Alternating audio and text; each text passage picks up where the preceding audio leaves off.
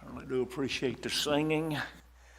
What you see in us is not what's in the bank account or in our closet. It surely is what He's done inside. And I appreciate the bank account and the closet, to be honest. I really do. He does good in a lot of ways, and I appreciate that. 2 Timothy chapter 3. 2 Timothy chapter 3, I want to look back at this thought about gaslighting, villain or victim, and also what would Jesus do or how would He deal with a narcissist. I was thinking, in fact, just a few minutes ago, the ones Jesus dealt with in the most harsh sense were the scribes and the Pharisees. If you examine them, they certainly had narcissistic tendencies and actions and attitudes. Now, they weren't all narcissists, there's no doubt about that. But I do know this, Jesus was very harsh toward them for many different reasons. I may mention that sometime in the near future. Begin reading in verse 1. This know that in the last days perilous times shall come. For men shall be lovers of their own selves, covetous, boasters, proud, blasphemers, disobedient to parents, unthankful, unholy, without natural affection, truce breakers, false accusers, incontinent, fierce, despisers of those that are good. We're seeing that nowadays. I haven't said anything about it, I don't guess, but the assassination of our brother Kirk and how people are so glad that he's gone and talk about him being wicked and vile. And I thought, here they are dressed like they aren't. You understand, I'll be careful in what I say. And they think it's okay, and they say that anybody who says anything against it is wicked and vile. It's a strange day we're living in. Verse 4, traitors, heady, high-minded, lovers of pleasure more than lovers of God, having a form of godliness but denying the power thereof. And he says, from such turn away. We're looking at gaslighting, we're looking at narcissism, or at least narcissistic tendencies, that personal disorder or personality disorder. Some of the symptoms are excessive self-centeredness, a need for admiration or attention, a lack of empathy, a need to manipulate or control, to use others, to never accept blame. That's just a few of the tendencies, the evidence, the symptoms of being a narcissistic person. The word gaslighting came and is used everywhere now. From the 1944 movie where a man's trying to manipulate his wife and make her think that she's gone crazy. He's trying to control her thoughts and thereby control her actions, and that's what a narcissistic person does.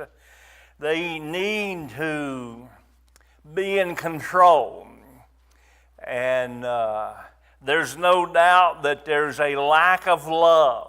We need to see that. We need to see that. We need to see that. We need to realize that what I'm talking about is not just someone who has tendencies that are not the best, but it is genuinely a lack of love, at least for others. Did you hear what I said?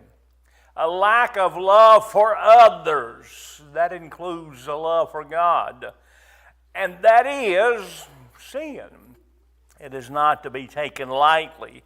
In fact, I believe that maybe the worst sin, or at least one of the worst sins, is connected to this thought, which was an indication of a lack of love. Number one, for God. Number two, for others.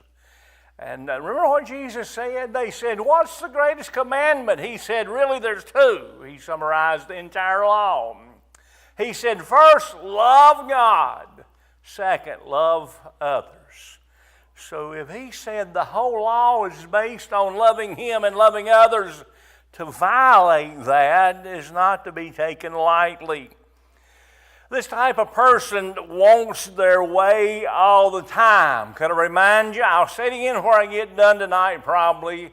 We all have these tendencies. That's why it's so important that we listen to what I'm saying. And I hope we do not say, well, I'm not that bad, so I'm okay. Go ahead and tell them, preacher. But that's not what I'm saying tonight. I'm telling all of us. We have a tendency toward wanting our way. And hear me, we cannot have our way and God's way at the same time. We will have to decide, will we please Him or will we please self? I looked last time that there's a definition involved. I tried to express to us what narcissism is and the tendencies that's evident through this problem, this issue. I want to mention number 2, not the definition, but the damage involved. Look in verse 2 and verse 3 of our text this evening. For men shall be lovers of their own selves. Listen to the tendencies, the attitudes and actions of the people that Paul said, you just want to warn you, closer it gets to his coming, these things are going to happen. These kind of people will be more evident among you. For men shall be lovers of their own selves, covetous, boasters, proud, blasphemers, disobedient to parents, unthankful, unholy, without natural affection.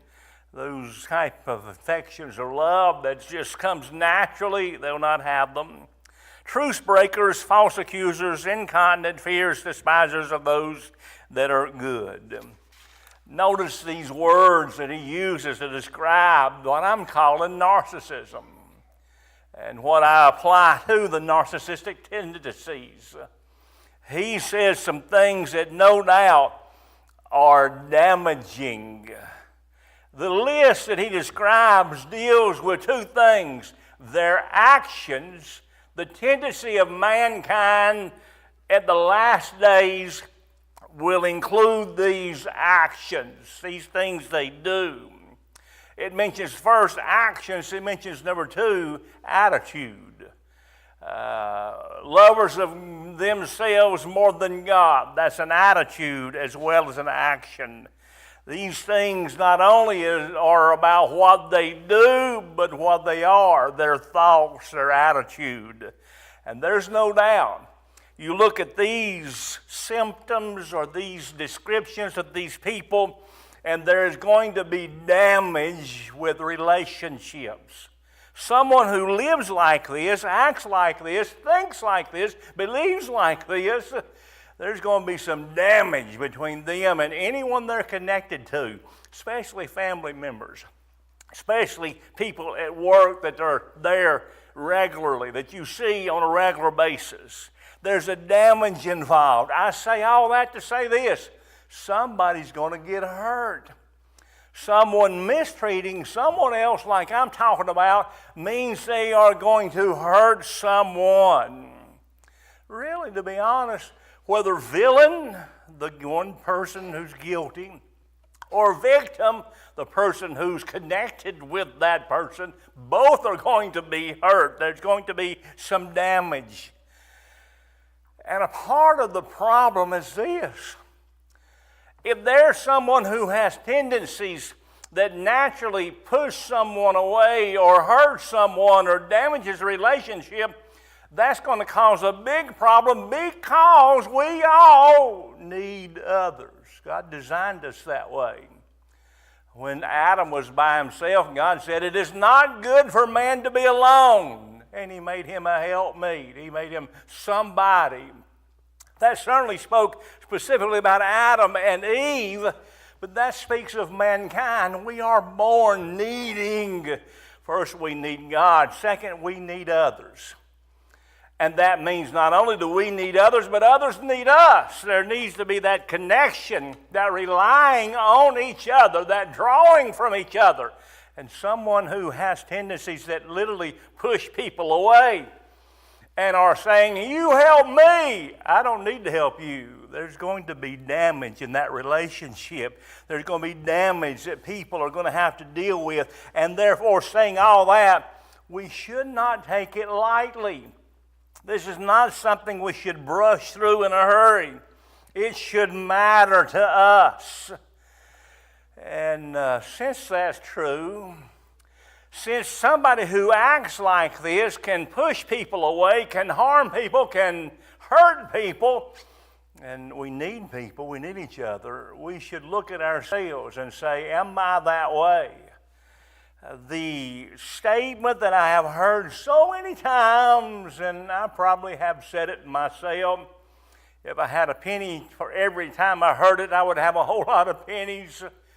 We try to explain, well, that's just the way I am, as though that excuses us. Well, saying that's just the way I am should not be a justifiable excuse. It is not to God, and it should not be to us. I'm talking about the damage involved. There is damage between us and someone else. Number two, the damage. Number one, the definition. Number two, the damage. Number three, the danger involved. Look in verse 2 again. For men shall be lovers of their own selves, covetous, boasters, proud, blasphemers, disobedient to parents, unthankful, unholy. This is not something to sneeze at. It is not something to take lightly. It's not just something to say, well, they really are a selfish person, but that's okay. Everybody's selfish. No. God said a part of their tendencies is described and explained with the word unholy. There's danger involved because their actions and their attitude are unholy. What they do and the way they think is unholy and displeasing to God. And here's the danger. That angers God. That angers that unholy action and that unholy attitude angers a holy God. Now, I've already said it hurts relationships, the damage, and it hurts people, the damage, but more important, it hurts God. That's danger. That means not only does it hurt Him and grieve Him when we act this way, do this way, let this part of our lives continue, but it not only hurts Him, it grieves Him, but it angers Him. And I believe that's part of the reason that we find in Romans 1:24 that God says He just turns them loose. He just lets them go. In Romans 1:24 it says, wherefore God also gave them up to uncleanness through the lusts, their desire of their own hearts. He said, if you're going to live that way and refuse to acknowledge me, I will let you go. I will let you live the way you want to. I will let you do what you want to do. I will no longer speak to you, at least for a time. I will not speak to you. I will let you reap what you sow. You will suffer the consequences. I'm talking about danger. We cannot live as we want. We cannot think as we want when it's unholy and contrary to God's will and word and think we're going to get by. We will reap what we sow. There will be consequences, which means we who are prone, we who have these tendencies, and of course the full-blown narcissists, they will hurt themselves, because they are doing things and thinking things and saying things that's against God's will that are unholy, and God won't let it go. He will deal with them, speak to them, but there will come a time, and here's my point, a narcissist is so hard, so convinced they're right, so convinced others are wrong, that even God many times can't get through. So God will say, okay, go ahead. Go ahead. That is dangerous. That is scary. He will let us, and I'll use the word us, He will let this type of person make a mayhem of their lives. Will let them ruin their relationships and wreck their lives and the lives of others. Now, we could get by mistreating our loved ones, our spouse, our children, our grandchildren, our friends, our acquaintances. We won't, by the way, but we may get by treating them that way, but we won't get by if we treat God that way. It is dangerous. I say number 4, the definition involved and the damage involved and the danger involved. I want to say number 4, the difficulty involved. Look in verse 3. I'll use 3 words: without natural affection. That means the kind of affection that comes naturally. The love that a mama has for the child, a daddy has for the child has for the parents, a friend for a friend. Just natural affection. Just comes naturally. It's inbred in the heart of man, usually. Paul said when it gets closer to the Lord's coming, that type of affection will lessen. And there will be some who do not have that type of affection. They just don't care. That means what we see on the news, parents killing their own children.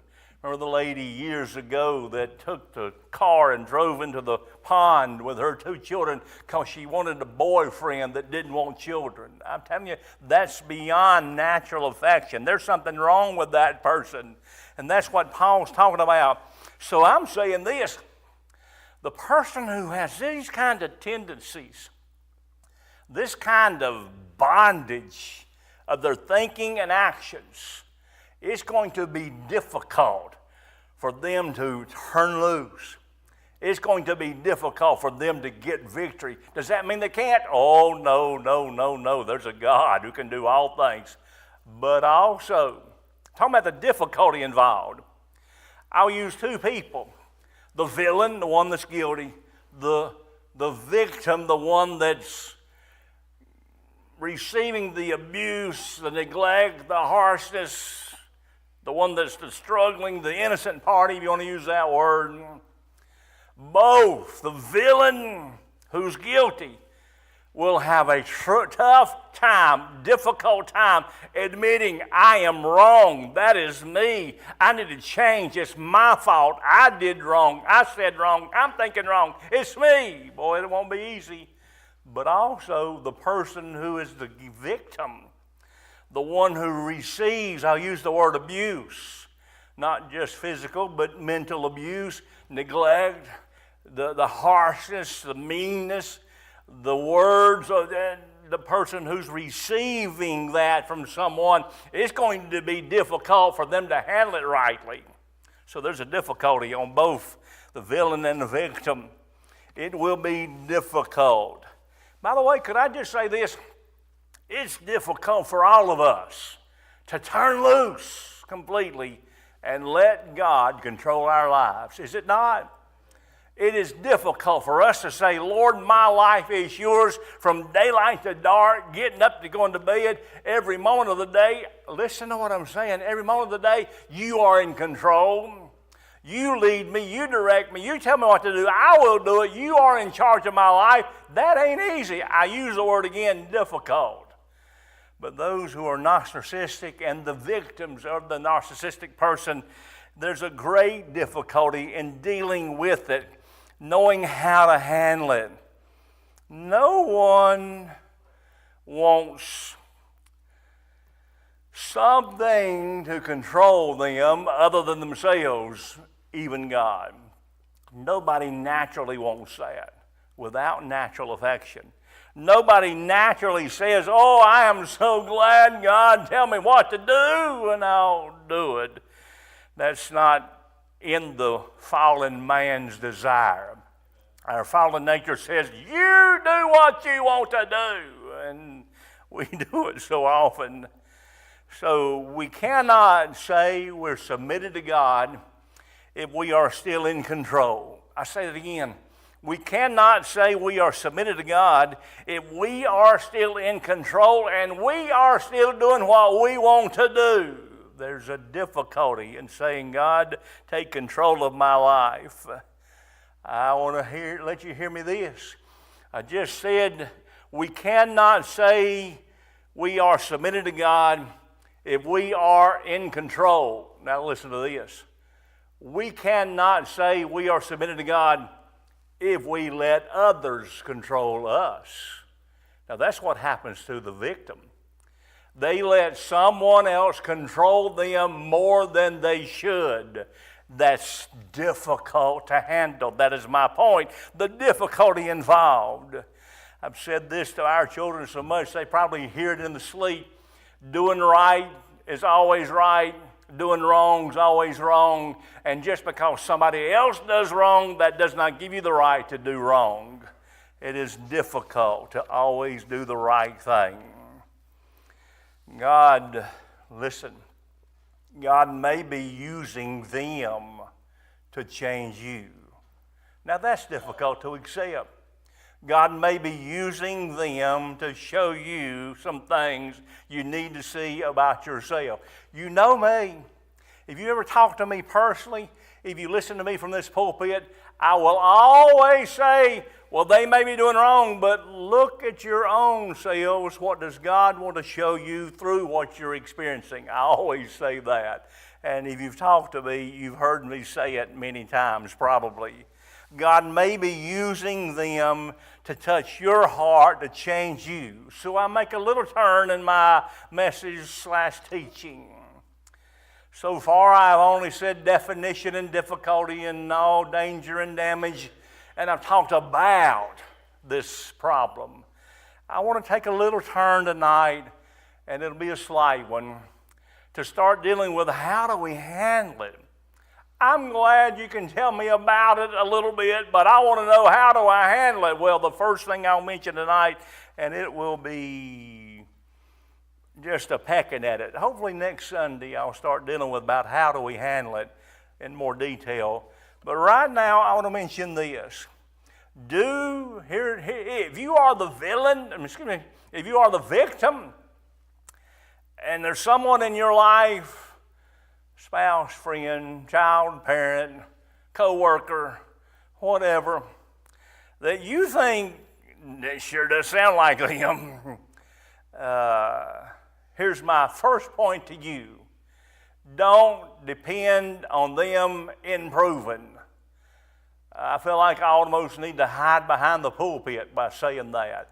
You're saying, preacher, that we don't need to expect them to get better or do better or change. Yep. Don't depend. Now, did you hear the stress on that word that time? Don't count on, don't rely on, don't expect that they're going to get better. In other words, if they don't let that make you fall apart. Don't let that be an excuse for you to do wrong. Don't depend on them improving. Now, I say that, and I say this very quickly and just as loud. Pray for them. Expect God to move. Trust God to move. Trust God to touch them, to change them, to make them different. Not just for you, but for them and their walk with God. Expect by faith that God's going to move. Be burdened for them, care about them, care about them, care about them. Pray for them earnestly, but don't let what they do, change or not, determine whether you're going to be happy, whether you're going to be content, whether you're going to live in peace. That's what I'm saying. Don't depend on them changing. Don't let what they do determine whether you're going to be able to keep living in peace. Don't let what they do control your thinking and your actions. Don't depend on them improving. Expect God to move. Pray that He will. Trust Him. Have faith. Sure. But what if they don't? What if they resist? What if they don't listen to God? And it may happen that way. Well, you keep trusting God. Don't let your victory depend on someone else or anyone else. Trust God. One thing for sure, their changing must come from God, and your peace must come from God. And your peace cannot rely on, oh, they're changing, they're getting better, they're not what they used to be. Don't depend on them improving. Your peace must come from God. Your contentment, your happiness, your joy must come from God. And if it comes from God, it won't be stolen. Oh, there'll be times you're burdened. There'll be times you question. There'll be times you're hurt. There'll be times, no doubt. But that peace inside of your peace comes from God. It will not be taken away just because somebody does something to you or for you or against you, I should say. It shouldn't be stolen because of something somebody is doing or isn't doing, no matter who that someone is. If I have to, let me flip the coin over. If you have to act a certain way before I'm going to be happy, I may not be happy very much because you may not act the way I want you to. And by the way, you may not act the right way. It may not be that I have too high of expectations and my bar is so high nobody can meet it, and therefore you're not doing what I want and I'm not happy. Listen, it may be low expectations. I may not be asking or expecting you to do too much, but if I have to rely on you treating me right or doing right to me too much to be happy, I'm not going to be happy. So therefore, let your joy and your peace and your contentment come from God and not from people. I'll say this and I'll be done. Only God can fix them. Underlining my pause, because listen to the next statement. Only God can fix you. Only God can fix them, but only God can fix you with what you're battling with. Now, you may be really the victim. You may really be innocent. And what you're facing, to be honest, isn't fair. It isn't right. But handling it rightly matters to God. And only God can do that in the heart of a person who is suffering wrongly and hurting wrongly. I say this again, I'll throw it in. Jesus dealt more harshly with those who thought they were right more than anybody else. Those sinners who said, oh, I am so wretched, I am so vile, and they were, Jesus treated them very tenderly. But those who thought they were better than others, I'm telling you, he climbed down their throat. So maybe we'll whet your appetite about some things I'll say in the future in regard to that. I'll end with what I ended with last week. Psalm 139, verse 23, 24. Search me, O God, and know my heart. Try me and know my thoughts. And see if there be any wicked way in me, and lead me in the way everlasting. David said, search me, know my heart, examine me deeply, dig in deep. Not just my actions, but my attitude. Not just what I do, but what I think, how I feel. Try me, put me to the test, judge me, and know my thoughts. And if there's any wicked way in me, lead me the right way. Get me right. Father, thank you. Oh, God, help us to hear you.